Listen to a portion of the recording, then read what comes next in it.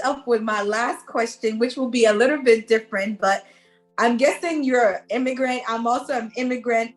What do you believe in building in wherever country you're from, but more specifically in Africa? I'm Ghanaian, so my mom is always telling me, Marcus, if you're Ghana, go buy land in Ghana. If you don't understand, go buy land in Ghana, go buy land here, go build something here. But then I always think about it. I'm living in America. Why not build here and then I go back? But then I also watch YouTube videos where I see a lot of white people, non-Ghanaians, non-Africans, they go back, they build these multi-billionaire like places, and the people they're renting it off and they're making a lot of money. So what do you recommend people, immigrants, should they go basically invest in that and start projects back home, knowing that they live in America, knowing that they're probably going to go back to their homeland maybe years, 10 years, 20 years from now? Who knows? What would you think? Josephine, you've asked a very important question. And for those tuning in, please go ahead and turn up the volume on your cell phone or laptop or iPad, whatever it is that you're using to listen to this, because what I'm about to share is incredibly important and will be life-changing. Okay. So if a person is living abroad and they plan to be living abroad for at least the next, let's just say 10, 15, 20. So I started at 10, right? Honestly, I can even start at 5, but let me be generous. If someone is living in the US and you're going to be here living permanently in this country for the next 10, 15, 20, 25 years, so between 10 and 25 years, the worst thing that you can do is to build back home, wherever home is. Let me explain. So when our parents say build in Ghana, they have very good intentions, right? Because they saw land appreciate in value. They've seen homes appreciate in value. And they are saying to themselves, the reason they want you to build is because they feel like it's going to be, kind of overpriced in the future, right? And also, if you put your money in there, your money is going to grow in value. What our parents don't understand is this. Sure, there's a limited quantity of land and homes, but the true reason why homes are increasing in value is not only because the land is becoming worth more, it's because the currency of the country is worth less year over year. So that causes the appreciation of the assets or the homes that you see. So that's one, okay? Number two, we have to ask ourselves, if I lock up this money in Ghana, what am I missing out on? And I'm using Ghana because that's where I'm from. If I lock up $100,000 to $200,000 and I'm still living in the US for the next 20 years, what did that money cost me? I want to actually grab my phone and do the math on that. So we're going to go to compound interest calculator. So people listening, you can Google compound interest calculator. Pick the website that says Money Chimp, okay? So we're going to put $100,000 in current principal, which is at the top. Years to grow, I'm going to put 20 years. Interest rate, how much is it costing me to not invest this money and send it to Ghana? For me as a skilled investor, it's costing me about 20% every year because that's my typical rate of return. For a very basic investor, it's costing them 10% a year, okay?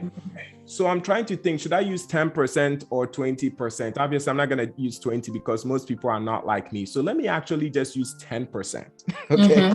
The most basic investor. And for those who don't understand, 10% is what the S&P 500 index returns. So that amount is about $700,000 over a 20-year period. Now, let me share this with you. If we did 13% return instead of 10, That's $1.1 million. So here's the thing, okay? So then an individual took 100,000. Actually, they actually probably would take 200K because 100K might build the house. They need an additional 100 to kind of set things up. Okay, so realistically, I need to bump this up. But let's just go with a 100K house to build everything, which is unlikely. That $100,000 is costing them $700,000 on the low end. But when we're looking at a 13% rate of return, it's costing them 1.1 million. Now, if instead, okay, I invested that 100,000, this is the part where it's very important, Josephine. If I invested that 100K and in 20 years, I had this $1.1 million, okay, this is what I'm going to do. I'm going to take the $1 million, okay, and what I'm going to do is I'm going to move that money to Ghana. And then in Ghana, I'm just going, and I'm talking a very simple model.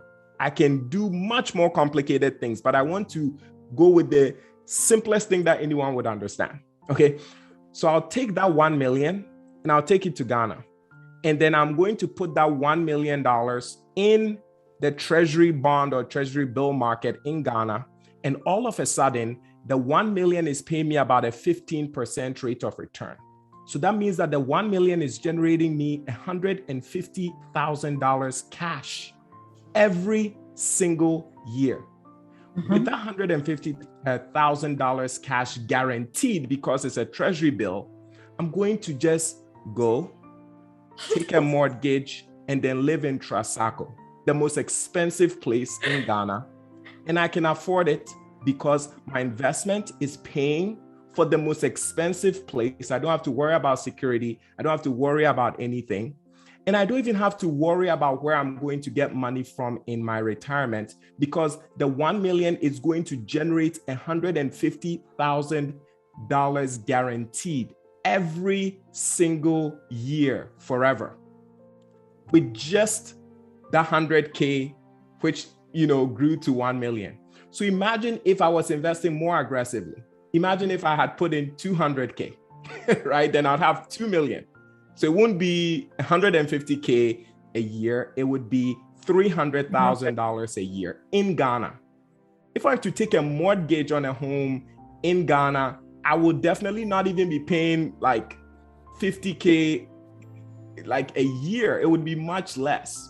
So we have to realize that there are ways that we can structure our finances to create residual income forever, still end up with the goal that we want to achieve, but to do it in a smarter, more intelligent way.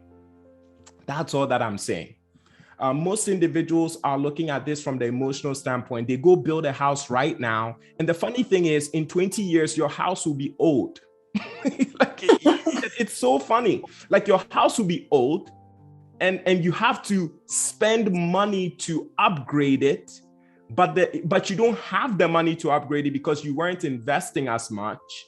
It just sends a person down a path where it's not the best financial decision. With that being said, if a person is looking to move to their home country in like 5 years, please go ahead, build.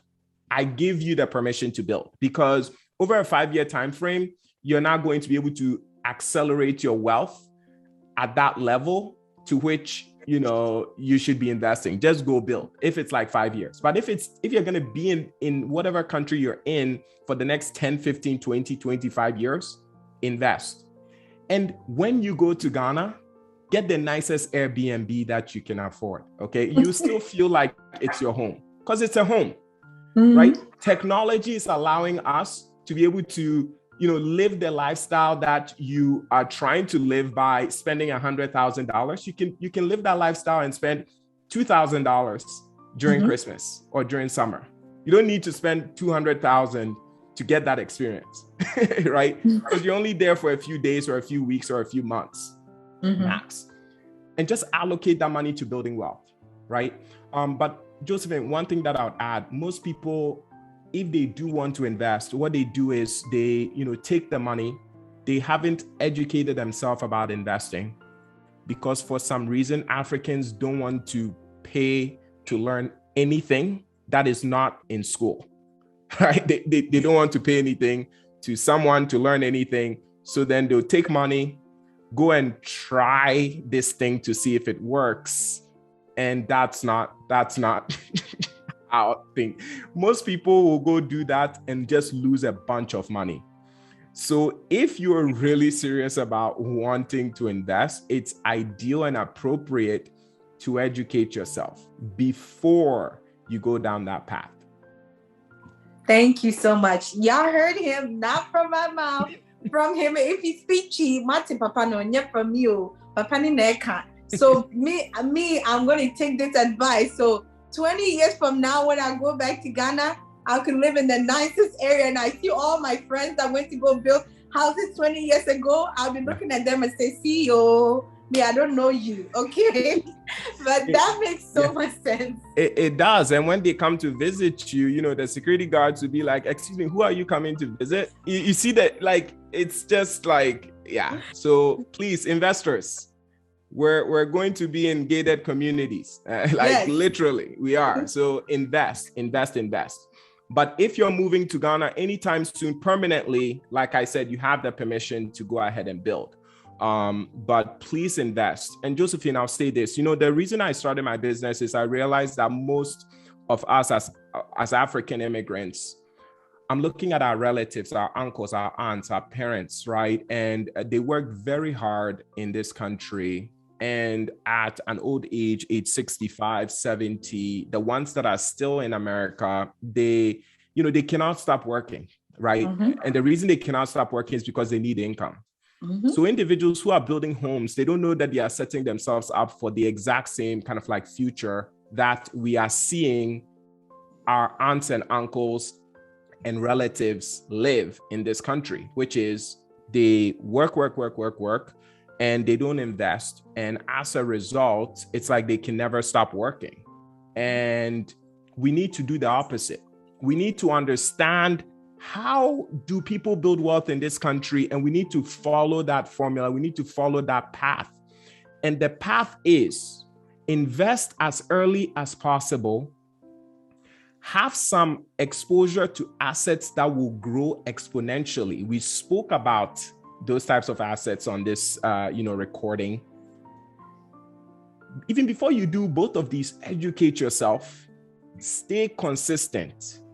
And I know as Africans, we want others to see us that we're doing great and we're doing good. In my opinion, that's not a priority. But if that's a priority to you, sure, do you. But before you do that, invest, right? So right. Invest a portion of your money and then go and flaunt. Like, honestly, I could care less what people think about me. But interestingly enough, even though I care less, I still kind of have those things, but I'm like sitting in my place. And like, I just want people to know what is more valuable is having wealth. That's more valuable. It's more valuable than showing wealth, having it. But I'm not the one to come and tell people, don't buy a nice car, don't buy a nice purse, don't buy nice shoes. Buy them, but invest before you do. That's all. And if individuals are doing that, if they are prioritizing investing, they are going to live an incredible life in this country. But if they don't prioritize investing, they can look at their aunts and uncles and see the future that's awaiting them. Thank you so much for that. Again, he said it, not me, and I support him on that. Before we wrap this up, I wanted to ask about your social media handles. So if people want to get in contact with you, they will know how to. I'll just leave you to that. Yeah. So you all, I guess the phrase is don't shoot the messenger. I am just here to tell you the facts. You know, when I started my business in 2016, I said that money is a very emotional topic. So when I talk about money, I'm not going to look at it from the standpoint of emotion, because any and everyone can get emotionally charged. I'm just going to look at money from the standpoint of the numbers. Okay. So what I've shared with you, it's the numbers. Like the numbers say that building right now when you're living abroad just does not add up. The number says start investing early. The number says if you're comfortable with increasing your level of risk to be able to make a lot in returns, look at crypto. The number says the earlier you start, the wealthier you're going to become. The numbers also say if you ignore what I'm saying and continue to live the way that you're living, then there's a certain future that will be there waiting for you. So it's not me, it's just the numbers. But for individuals who kind of appreciate the numbers, you can connect with me on Instagram at theinvestingtutor. Okay, so the Instagram handle again is the THE investing tutor, TUTOR. Or you can search Dr. Hans. You'll be able to find me that way as well. If you're listening on Facebook, it's The Investing Tutor. If you're on LinkedIn, it's Hans Boateng. You can find me, the individual with the smile and, and the 22,000 followers on LinkedIn. It's me. Other than that, if you're listening to this and maybe you just felt motivated and you're saying to yourself, I want to learn more. Where can I learn more from this guy? I have a free program on my website, absolutely free, right? Most individuals are like, yeah, I just want free information. I don't want to pay this guy. So I was like, let me give it to them anyways. So you can go to my website, theinvestingtutor.com, and there's a free program. It's about an hour long. It's 2 different programs. An hour long. There's even one on Bitcoin, which is about 7 minutes. And you can watch it. You can learn from just those videos. You'll be able to understand how to analyze a stock, you're going to get a deep understanding of money, how it works, understanding some untold secrets about debt, right? Not all debt is bad. You're going to have a deep understanding of that. It's going to shift your psychology in terms of, building wealth. So I just hope this dialogue has been kind of helpful to individuals who are hearing this for the first time. When I learned in 2010 that you can put your money into something and without working, you can grow wealth. When I discovered that, I was so angry that no one told me it was possible. I was really angry. I was like, wait, are you kidding me? I'm like 20 years old. I've been on this planet and this earth for 20 years. No one ever said you can put money into something and it grows. Your money grows. I was like, what? So I'm just here to make sure we know this and that we prioritize our future, our family's future, the next generation's future, so our kids don't have to take student loans, right? Like, we have to make sure we set a path for the next generation, and we have to make sure that we invest so we can live like a freaking comfortable life and live it up when we go back, right? So Josephine, I look forward to seeing you in Trasaco. Yes, I'll be joining you. We'll be neighbors in Jesus' name.